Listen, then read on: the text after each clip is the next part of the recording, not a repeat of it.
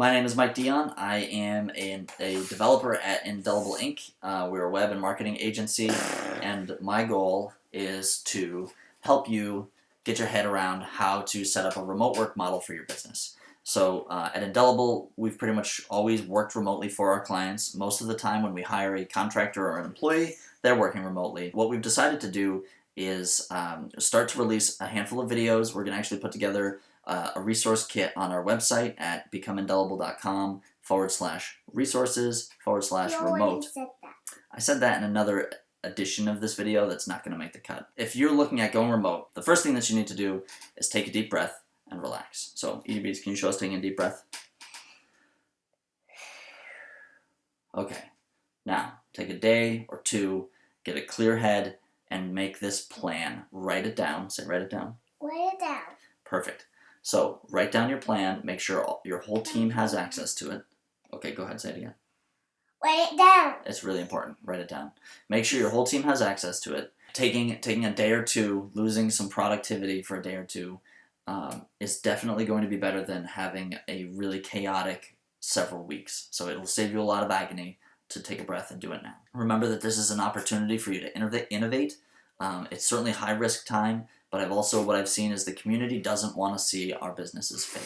So as you are working through this process, remember that basically everybody in your community is behind you, unless you're a total jerk, which hopefully you're not.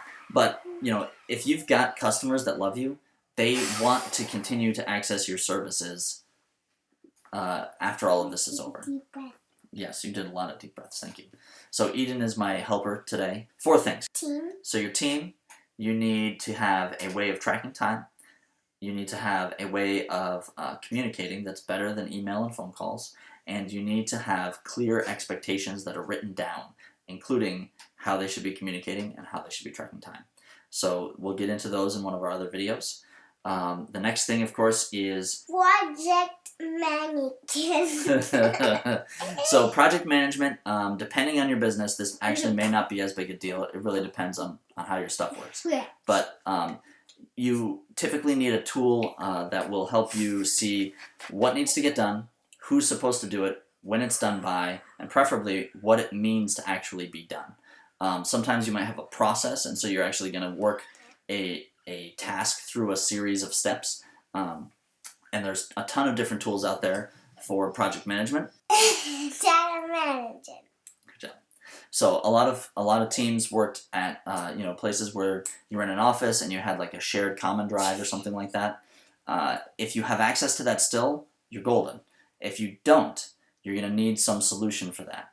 There's plenty of tools out there that will give you granular control over who has access to what. And you can add and remove people with a few clicks. So you'll need to establish that. And then number 4 is your customers. You want to absolutely make sure your customers know how to get your product, your service, whatever it is. So that means you're updating your website, making sure all your contact information is up to date, making sure your contact forms work, possibly even putting products online, services online.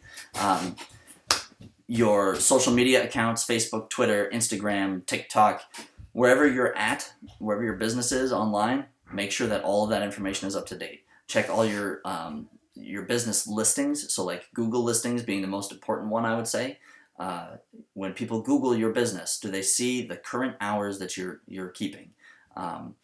If you're not sure how to do that, of course, there's going to be a whole bunch of videos about all of this stuff. So you've communicated out where all of your how to access your business, how to access your product and services, and now you need to make sure that you're asking your customers to continue to use your services.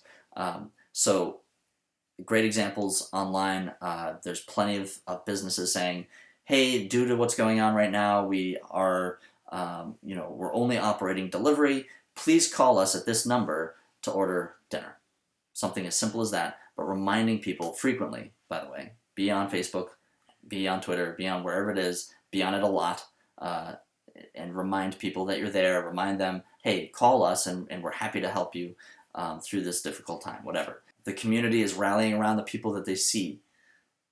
And it's not because they don't care about the people that they don't see. It's just because everyone's in crazy mode right now, and when we see online, oh yeah, the pizza place, I'm going to make sure that I buy lunch from them today while I'm out shopping.